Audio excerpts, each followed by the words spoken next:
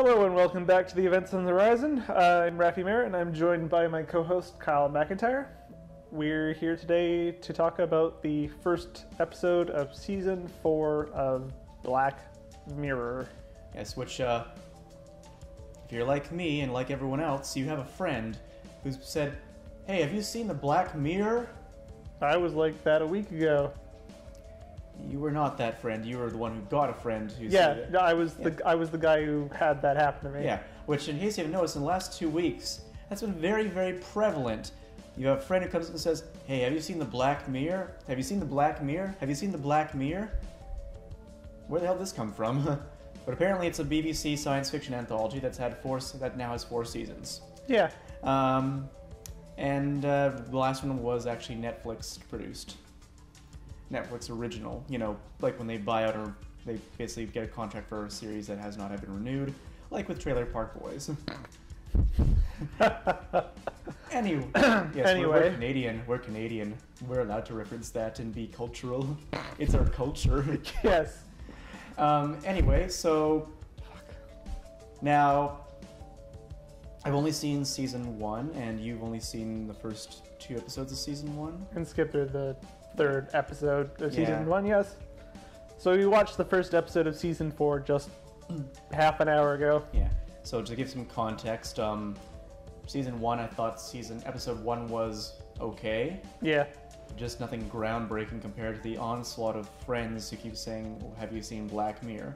I thought episode 2 was pretty good, actually. It had a very good message at the ending about how even a passionate rant against how messed up society can be turned into a commodity. That was great. I actually liked that a lot. Episode 3 was so boring. I don't remember what happened. I know it was my mind altering.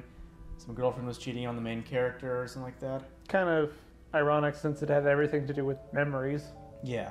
But you can't even remember what happened. It was boring. Yeah. I saw a bit of season 2, episode 1, and I just couldn't hold my interest.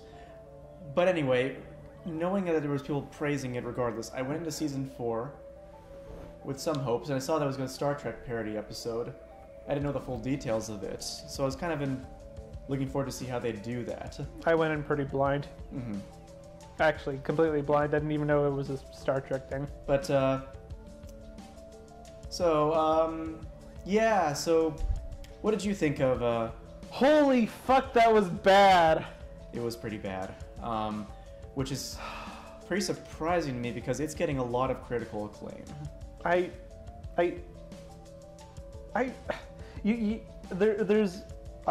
uploaded it. There's footage of me freaking the fuck out over Neo Yokio when we were just watching that. Oh my god.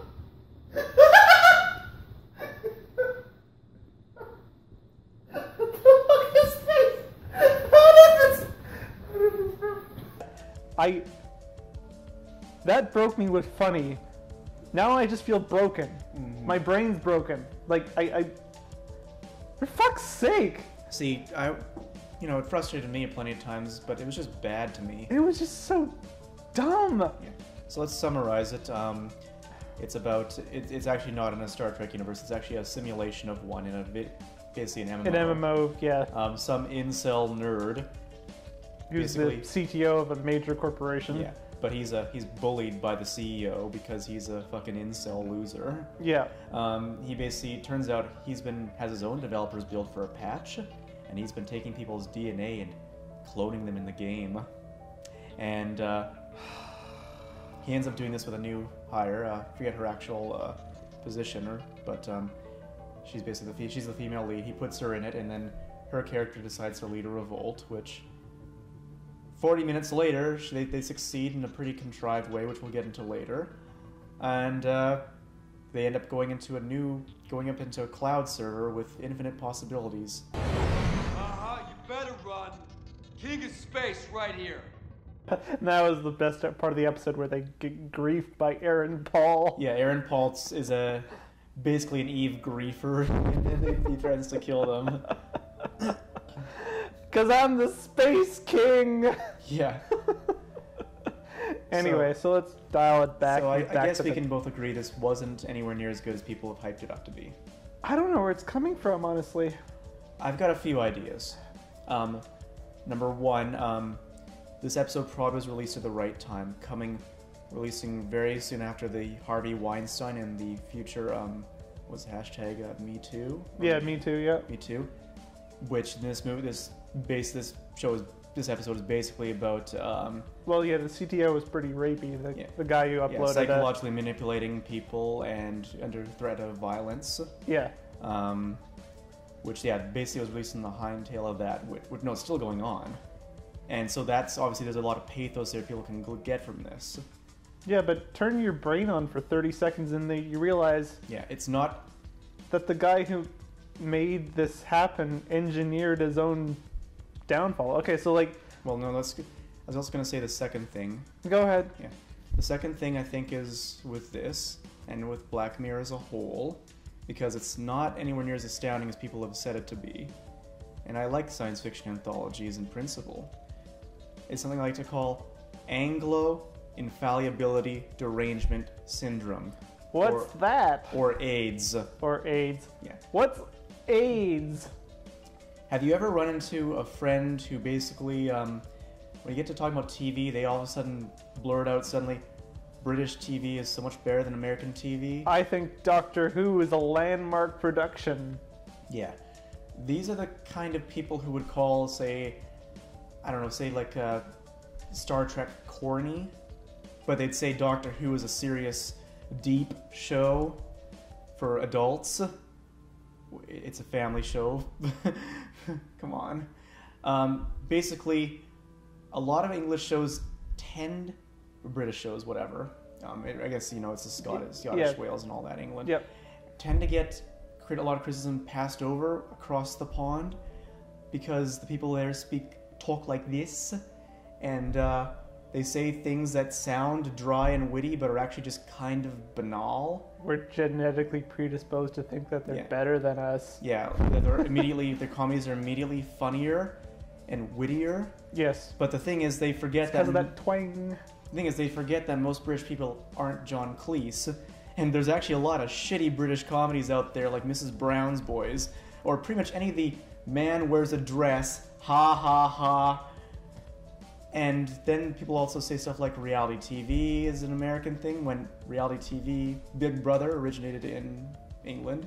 Yeah. It's even bigger there than America. And it's just as trash there as it is here. Oh yeah. So really, the thing is, I'm not saying British TV is worse than American TV, I'm just saying it's got exactly the same failings, especially nowadays with so much good American TV out. But people tend to only criticize... British people are different, they'll criticize their own shows no matter what.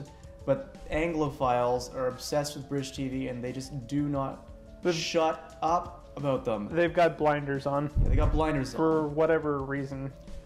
Black Mirror is heavily flawed with good, bad, and forgettable episodes. But the way people are talking about it, it's as if it's a fantastic anthology. Yeah. And it's not. So far, I've seen higher batting average for old classic Twilight Zone, and that which it's trying to ape.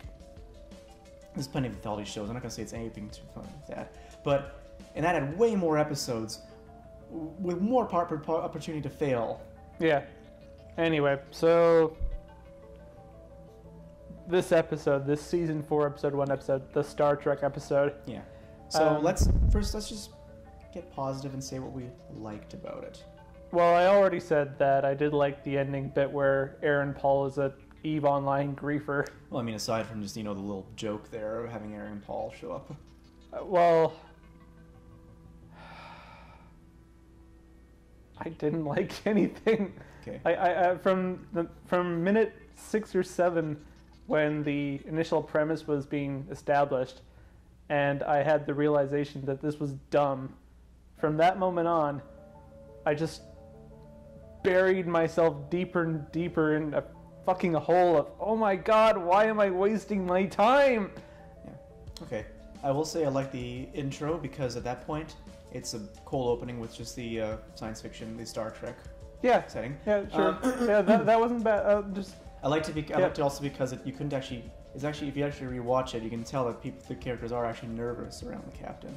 But at first you don't see it until later on, of course, when it becomes more in your face. Yes. But if you actually rewatch it, yeah, you can actually see they are actually nervous and clearly sycophants. Also, of course, it's a slow tide at first before you realize that the main character is actually some sort of really fucking creepy nerd, rather than an actual downtrodden, nice guy. I'm sure he has like a Tinder account where he says he's a nice guy and talks about how all the women won't go out with him because they want chads or something like that. That's why I said it would be a better show if it were just him at the very end. Or sorry, if it were just Aaron Paul griefing on these AIs. And then he comes in the end and just white knights the whole scenario. That would have been a better show. Yeah. Anyway, I want to sort of dive right into that sort of the moment that I realized this was fucking stupid. The moment, okay, let me guess. Right when he uploads her to the computer. Yeah. Mm-hmm. Yeah. So there's actually about 1 million plot holes that were just thrown right at you. And why the fuck were they sentient? Well, regardless of sentience, 'cause- Like, why were they aware that they were why were they aware? Exactly. Like, that's the key component. Why were they aware? Well, there's a difference. Well, there's a key thing there, Rafi. Sentience versus self-awareness of where exactly you are. All right. It's fine to have them sentient. I mean, they didn't actually say either way if they were sentient or whatever. Like, No, but the thing is, the female lead, I forget her name, when she gets uploaded, she's aware she's in a computer game. Mm-hmm. Everyone else is aware. Because they've acclimatized or whatever. Yeah, but... Because he's told them... Yeah. Then again, we did see him, say, pause game, so maybe they figured it out. So they, the first time that it happened, of course, somebody would figure it out and start passing that information along. Yeah. But, again, these are still NPCs in a video game. But are they? The show doesn't get into that. Well, he can he can manipulate them. He actually, sealed her face shut, remember? Right, so they're NPCs, or are they self-aware AIs that he can digitally modify because he has, program controls? And at that point, why couldn't you just modify them not to have these thoughts? Yeah, is he just that sick? Is that it? That he just likes seeing their pain or whatever?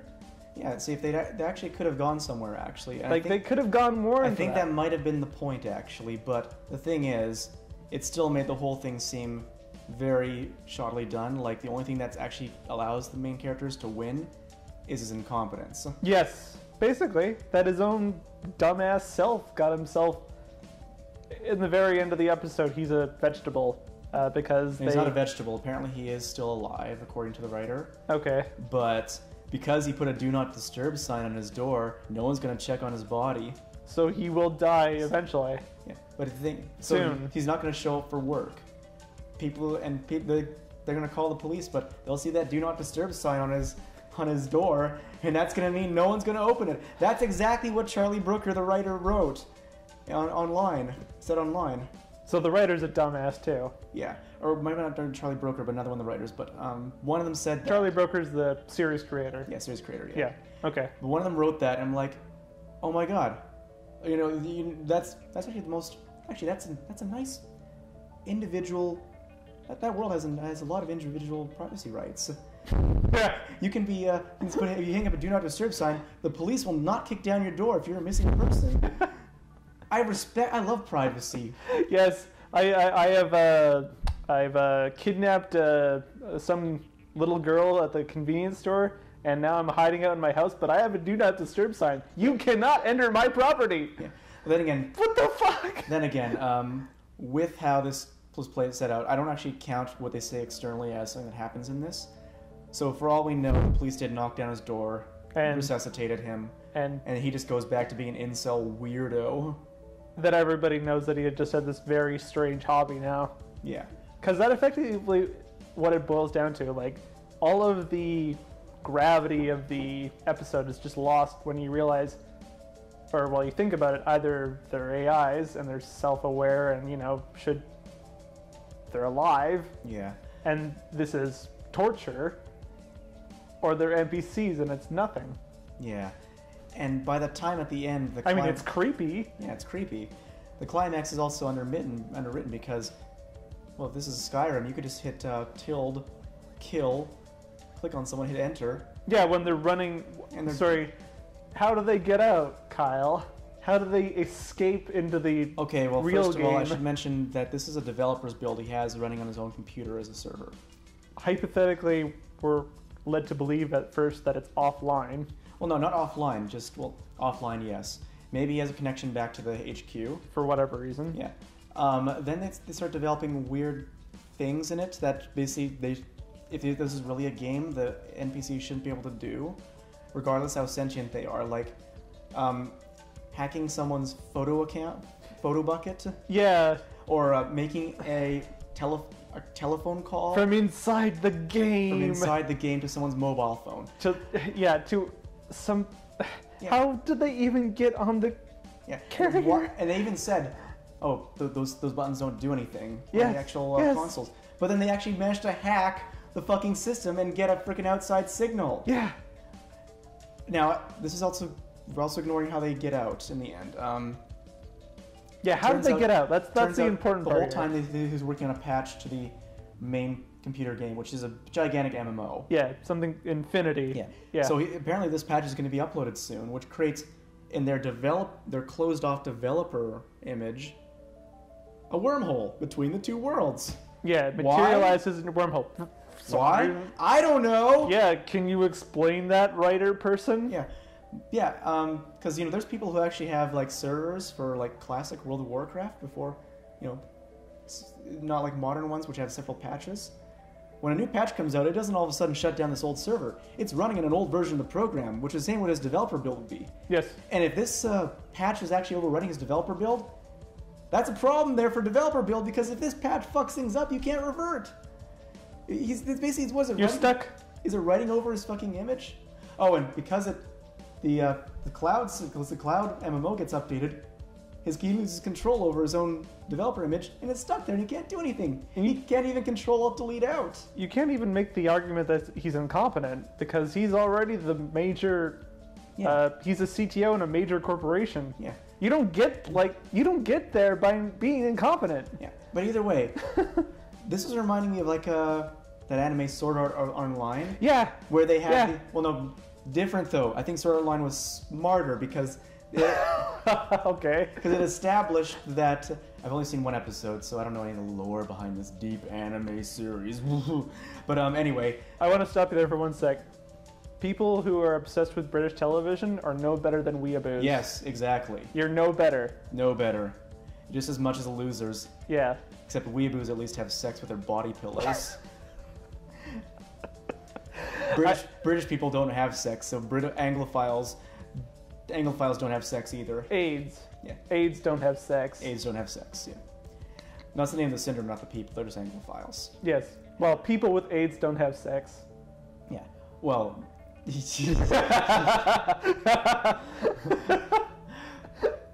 Anyway, Anyway. oh, fuck, where was I? Yes, continue. Where was I? Oh shit, did I derail your thought Yeah, you process did. there? You did. Sorry about that.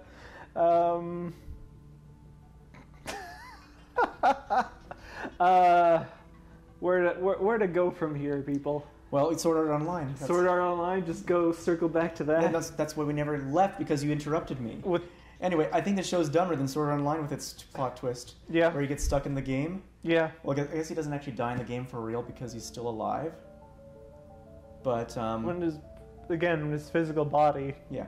But, Sword Art Online's a dumb fucking anime where characters are in an MMO, and it turns out the creator of it says there's no log out button, and if you die in the game, you die for real. Oh, and if you remove your helmet, Yeah. it will activate a small explosion device Yeah. and sever your. So that's dumb. That's yeah. dumb as hell. Yeah. That's dumb as hell. But at least they established what the hell's going on and why you can't log out. You can't log out because Yeah. there's no log out button. In this, he designed this own developer build, and he didn't include a fucking Control-Delete option. Yeah. No task manager. No. Oh, hit escape. No hotkey. I mean, it says the firewall cut off his controls. But that's not how firewalls work. They just cut off your access from the server, the cloud server. He would still be in his own developer build. So Like if I'm playing in, like if you know, I think I saw an article that says that the people who made this episode understand video games. they don't. I don't think they understand video games. No, they don't. Many MMOs are session-based nowadays, which means if you get cut off from the internet, you're just in some fucking no player, no one, nothing lobby. Like let's just even take a game like Dark Souls. If your online gets cut off, you're just not going to see any fucking souls. You're still playing the game. Yeah. This is exactly what happens. You get cut off from the internet. That's what a firewall does. It doesn't fucking invade your developer session and like kill you. That's not what firewalls do. In the future, that's what they do. No, they don't. That's a virus. What do you call it? Kaspersky's firewall is gonna kill me in my sleep. That's a virus. Because it's gonna be the Russians then. The Kaspersky firewall is gonna come into my fucking head and murder me. Yes, that's what's gonna happen. So yeah. Oh my god. Yes. So, if you like this unironically, you're an idiot. I think they like the themes more than the actual episode. Yeah, I mean, like, it's just... Okay, one thing I've noticed about this show in general so far is that it has concepts that, if you think of for more than 30 seconds, fall flat on their face. Yeah. So... I mean, they have some... the second episode of the first season has a great execution. It, follows through with its ridiculous concept. Mm-hmm. But this one didn't. Yeah.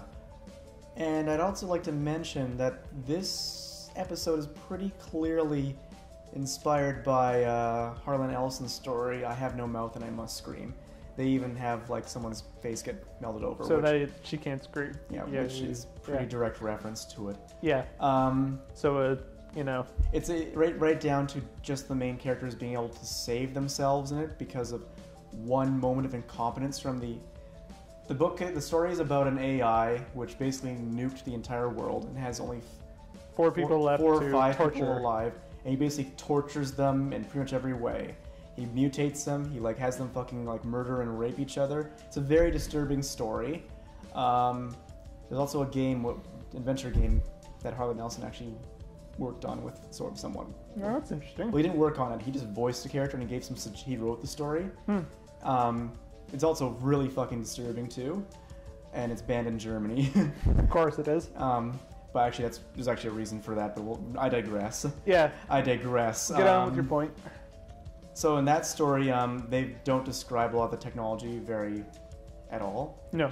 In this case, they kind of basically they're trying to make the technology first and foremost, which is Now, for me, I will say I usually more enjoy concept science fiction as softer, because a lot of times hard science fiction concepts are either written by people who know nothing, yes, or who know too much and don't know how to make it into a compelling story for people who don't know what the hell you're talking about. They don't know how to dramatize it at that point.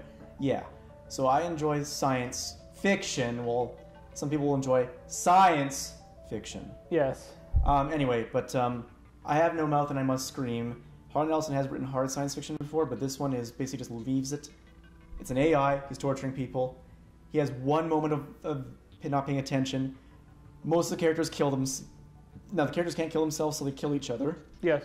And then, except for one guy who drew the short straw, and he gets turned into a blob monster who basically gets tortured forever, and he can't do anything about it. Yeah. End of story. Bleak ending. This one has a happy end. This show, it has a happy ending, which isn't bad in of itself. But when you get more descriptions in this, like in I Have No Mouth and Must Scream, it's just the AI wasn't paying attention for a second. They're able to determine that by him not responding to one of them hurting themselves. Yes. In this, you have the hackers, you have the CTO's perspective the entire time. Yes. You know when he's not paying attention because they order a pizza or something like that. He orders a pizza. It was actually always order a pizza. Yeah. Even when they order the pizza and somehow the pizza guy gets past the buzzer, which he mentions he has a buzzer in his apartment, so they're in plot hole number 2, or 3, 4, whatever, and gets right to his front door because it suits the plot. Yes. But yeah, in this we get too much of the technology described, so as a result, it just looks like someone who's being a total fucking idiot the entire time. And as a result, the main character's struggle becomes lessened because they're dealing with a fucking idiot. Oh yeah, the entire end act there. I was just like, is it over yet? Are they winning? Yeah. Just like I at that point I had shut down. I didn't care. Honestly, I was expecting a twist ending where he activates the console command and just fucking murder rapes everyone. That would have been, you know, That would have been fucking disturbing as hell. that would have been on point though with, you know, Yeah. the That would have been really disturbing, actually, because probably the It would show what just- started this. yeah, that'd be really disturbing. Actually, I think it would make it more interesting because it shows as an NPC, sentient or not, how little power you actually have. When you're in a when you're in his computer. Yeah. Yeah, that Which would have been nice. Which, if you're even bringing it back to the whole, Not nice, but you whole- know, it would have been logically consistent. yeah, and if you bring it back to the whole real life themes, it also makes them even more disturbing to the viewer because Yeah. you're connecting them to real life themes. You know, post Weinstein world. But no, I honestly think that would have made a better show though, because then at least it was a game the entire time. He was just seeing how far he could go in his own little world, and how closely he could make it feel like the NPCs were gonna, you know, get out. Yeah, I mean, in his own sick little world. exactly. That would have had some logical consistency, and it would have made for Yeah. a more interesting viewing experience. Yeah, but as it is, it's just an idiot fucking things up and getting beaten by NPCs in his own video game. Yeah, I mean, that would be, at least that'd be something if they had acknowledged it. Yeah. But they didn't even acknowledge it. It was just a straight like, oh god, we're gonna get out, we're gonna get out. And if they're going off the whole metaphor of power, people are holding over weaker people, well, a fucking server console command is gonna be like the ultimate power. I mean, the guy, what do you call it? The guy from House of Cards who played the hacker says, oh, he's just a fucked up, sick god. Well, of course he was a fucked up, sick god. It's his computer. Yeah. He can do what he wants. You have no power here. Whether you're an AI or an NPC, you're Yeah, fish food. Well, if they're sentient, it's still evil, of course. So, Yeah. he's still winning. Yeah, but and yeah, Or you should have still won, because there was no option for the other people to win. I know. Which, Or yes, like logically, they would have just been sickly trapped in his fucked up little world. yeah. Which I have no mouth and I don't scream. That's how it ends, with only one person failing to get out, and he's basically stuck there forever now. Well, in this thing, there was no option even to get out. No, because Or realistically, there was no reason for that wormhole to appear. Yeah, There was really no reason for there to be an escape plan. There was no reason for him to actually have a connection to the cloud. There was no reason why the patch would even be remotely affecting his. Yeah. Because, yeah, developer builds, you block patches! this is dumb TV. This is really dumb. It's not even like good at being soft science fiction as a concept. Because those at least generally, well, yeah, the themes are there for like a soft science fiction story with human themes. But the thing is, it's so badly done that I'm amazed it actually got such good praise from so many people. I don't know. See, this story could I have done don't- better with adjustments and shit like Yeah, that. it's not like it couldn't have been saved. These themes are real themes that should be explored in science fiction. And they can be explored. Yeah, But you gotta be a good writer. Or- Whoever wrote this one is not a good writer. yeah, you brain dead fuck. Or at least this episode he's fucked up on. Yeah, Jesus. Get your head out of your ass.